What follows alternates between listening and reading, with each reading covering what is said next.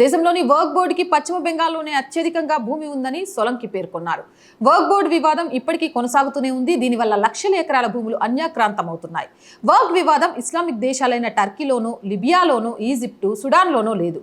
Jordan, Tunisia, Iraq వంటి Islamic దేశాల్లోనూ ఈ వివాదం లేదు. ఒక్క భారత్లోనే ఈ వర్క్ బోర్డు ఉనికిలో ఉంది. కేవలం ఓటు బ్యాంకు రాజకీయాల వల్ల వర్క్ చట్టం మన దేశానికి శాపంగా మారింది. బ్రిటిష్ కాలంలోనే ఈ వివాదాస్పద చట్టాన్ని తొలగించాలని ప్రయత్నించినా అది సాధ్యపడలేదు. 19వ శతాబ్దంలోనే ప్రీవీ కౌన్సిల్ ఆఫ్ లండన్లో వర్క్ పై వివాదం మొదలైంది. అప్పట్లో కేసును విచారించిన 4 బ్రిటిష్ న్యాయమూర్తులు వర్క్ను సమాజానికి అత్యంత హానికరమైందని తేల్చి చెప్పారు. కానీ అప్పట్లో ముస్లిం లీగ్ పెద్ద ఎత్తున ప్రభావం చూపుతుండడంతో వర్క్ చట్టంపై చర్యలు తీసుకోలేకపోయారు. ఇప్పుడు ఆ చట్టంలో సవరణ చేసేందుకు మోదీ ప్రభుత్వం సిద్ధమైంది.